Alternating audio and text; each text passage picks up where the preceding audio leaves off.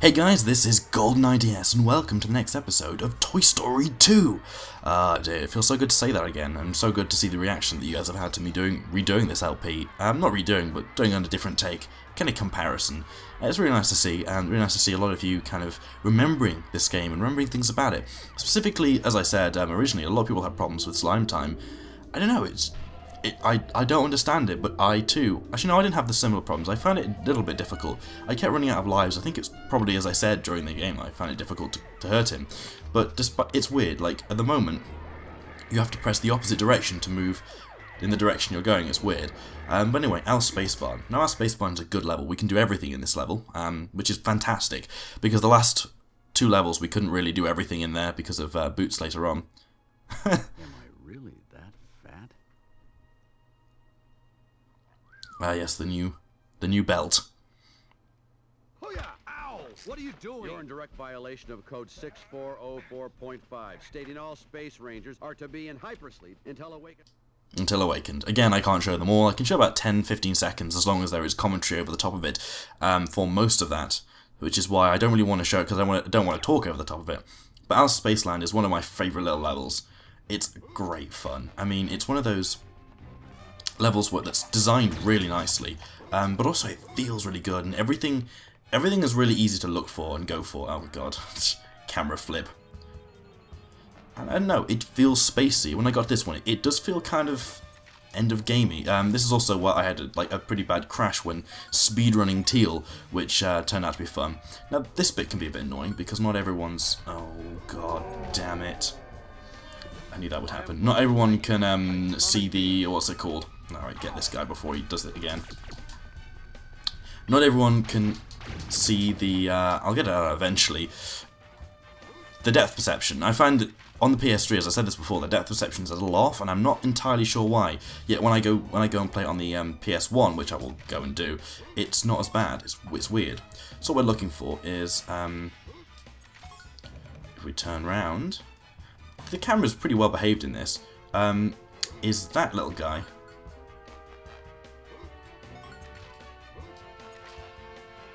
I just slide down just a tiny bit and collect him. And then, I just love the way everything kind of follows on. You feel like you're moving in some defined flow. Now this bit, again, this is one of those bosses which is really, really quite easy. You kind of employ the same tactics as you do with a lot of other stuff.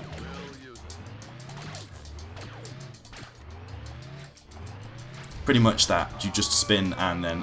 there you go. You don't even need to worry about fighting him. Just kind of spin and run off, and then spin and then run off, and then spin and then run off. And you know, that's very simple. You can reflect his bullets back at him, but there you go. Actually, to be honest, most of the bosses in this game are very easy. There's nothing really which causes an issue, apart from maybe the specific levels which are focused on the boss. Let's go grab some battery, even though there's really no need. But yeah, I like the game in the sense that there's no real punishment for failure.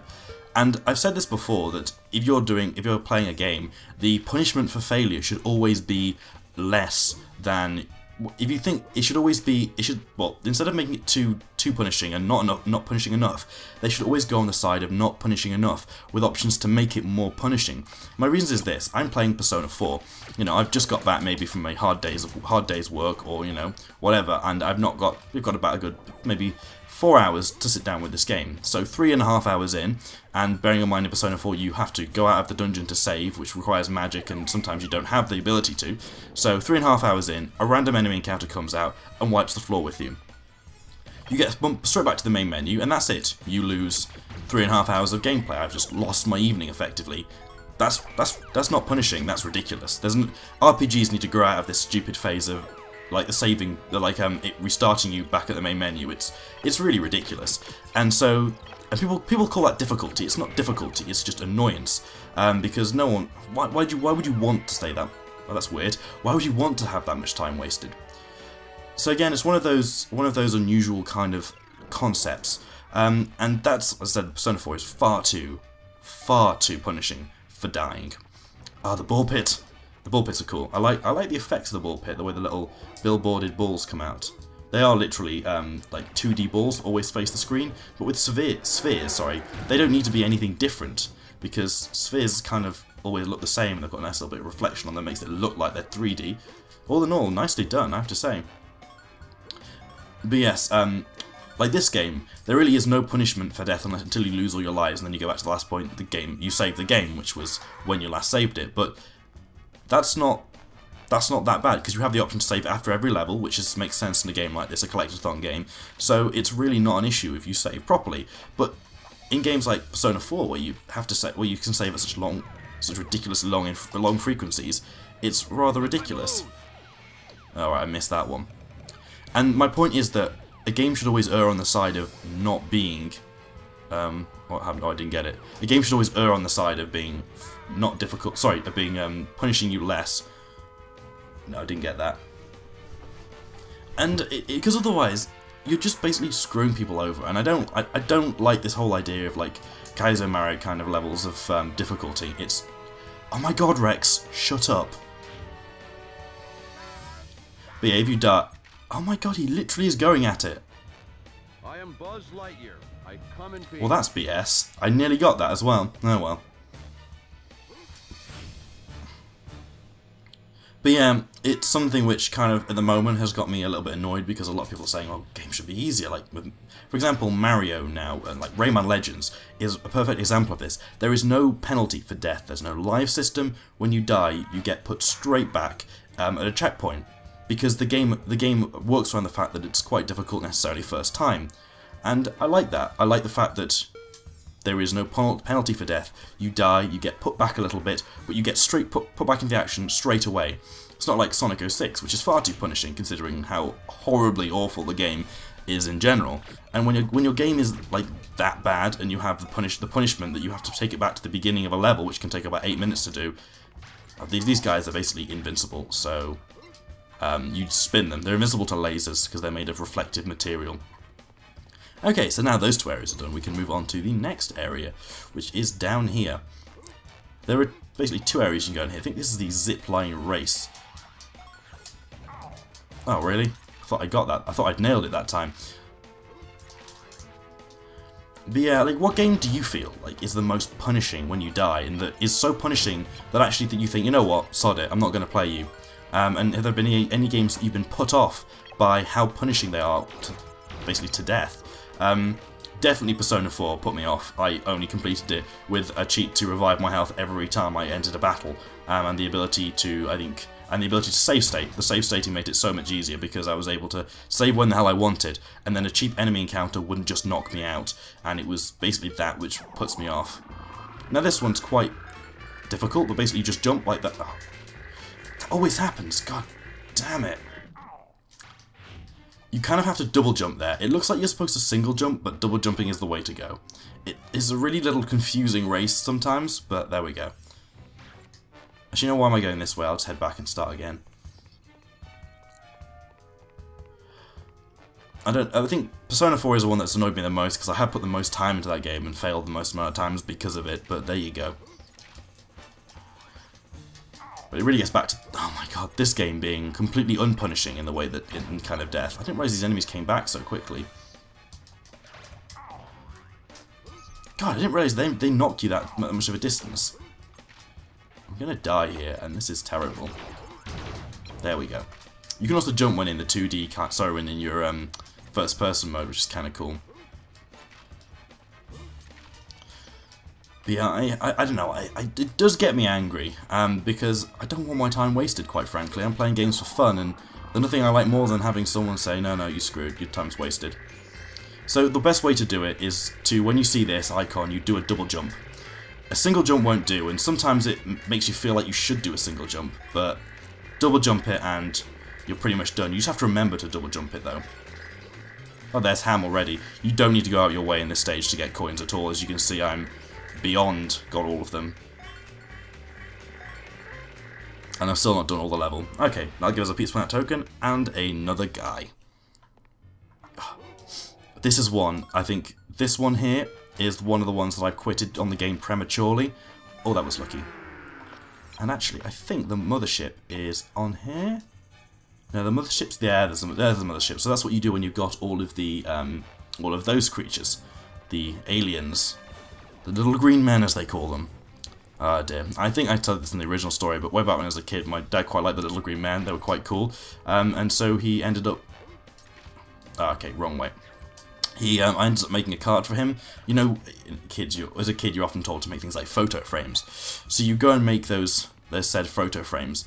And it was basically one design of the little green men. It's actually still in the house at the moment, which is quite cute. I will get a picture of it, but obviously I'm at home. Sorry, I'm at Bangor, not at home, so it's very difficult. Well, I say both of them are home to me, and that does get my mum sometimes when I'm like, I'm going home, and she's like, what? And I'm like, well, it's home. Both of them are home. You know, home is where you feel like you're welcomed, and you know, kind of feel welcomed at this place in Bangor, because obviously I've got some fantastic friends here. You've obviously know two of them, the UHT, and the third, who was actually drunkenly stumbled into one of my videos, which is hilarious. You can get the little shield on, but there's really no much point because you don't want to be slowed down by it. You can just take the damage. I mean, despite the fact you don't get given very much health, despite the fact you don't get given much extra lives, there's no real need to worry about it. Again, with Ham, there's no real need to worry about that. I think Ham's at the end of this course, which actually is quite good. And the battery. Evil Emperor Zurg, and jump off prematurely to grab this guy. There we go. And, oh great, these things. I'm not a huge fan. Ah, well, actually that doesn't matter too much. I shouldn't be... You need to jump over here anyway, so... Ah, God, there's little... And there's two of them here, which is interesting. It's almost like they couldn't find another place to put it, so they just dumped it here. Well, there's Ham, so let's push this off in case we need to go back. Where's Ham? Is he down? Yeah, there he is. Way to go, Buzzy Boy! I do like it when it says Buzzy Boy. I still haven't seen the latest Toy Story, which is the kind of the short that Sky, which is a ISP/TV company in the UK, has basically been advertising. It's called Night of Terror or something. It looks kind of cool. I was kind of interested in it, but never really got around to it. Okay, so he's not in this one. He's in this one. Cool. No, it's not. My bad. Oh, it's be on the other side because they both veer around. I was thinking one of them went the long way around and one of them went the short way around. That is not the case at all. So once this is done, we've pretty much got everything in this level. It's a nice short level, but a fun level in the sense that you've got clear-cut paths, which if you go along, you will get everything you need to do, and I like that. It's that awkward moment where you have to make sure that you've got everything you need to progress, and it still gets me to this day. Mainly because if speedrunning, say if you exit before you've got the Ham one, you're basically screwed. There's no way, you have to go back into the level and do it again, unless you're racing against someone like a Versus, which I'm tempted to do properly on YouTube against Teal, but Teal is a lot better than me at this game. Anyway, I'm going to say that each big level is kept to itself, but we will do this boss fight afterwards, because it won't take too long, and it's a boss fight, and this won't take an episode, so I won't bother slipping it up. But yeah, I do love this game. I can pretty much go to manual for it, which also means that I'm not so good as if I was properly concentrating.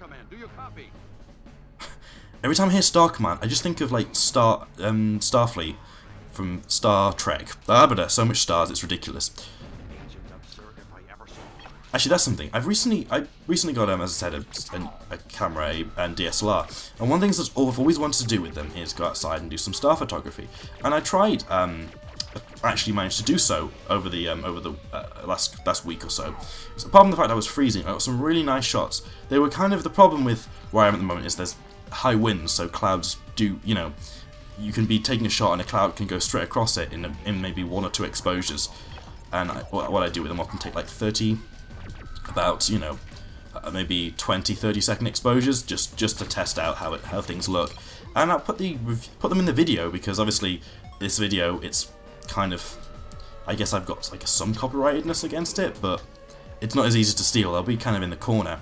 But I'm looking to upload photos to a place, and I was wondering if any of you guys knew any kind of places where you kind of owned your photos, like for example Google Plus and Facebook. You don't own your photos, which is obviously a big issue.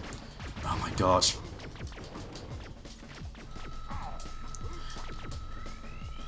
Have I only heard it that much? Yeah, I have. I've just been too busy talking. I just love the way he's like, Agent of Zurg if I ever saw one. And they're all kind of Zurg robots. I like the enemies. Like, these things look kind of 90s enough, don't they? They look like a dude with some shades on. Now this one you can't really hurt extra by using one of these little beams. Oh, this is going to end up at like a 20-minute part now, isn't it? It's not the quickest fight, but again, there's no real need to worry about getting hurt, so you just kind of go all gung-ho. Again, it's...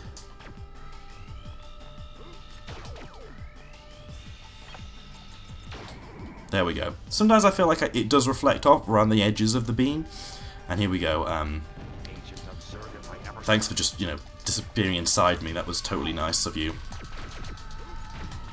There we go, and charge up. Again!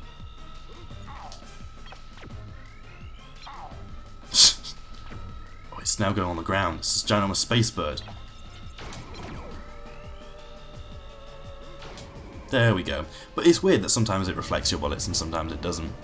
But anyway, there we go. Infinity and beyond. See you guys next time. Take care. Bye-bye.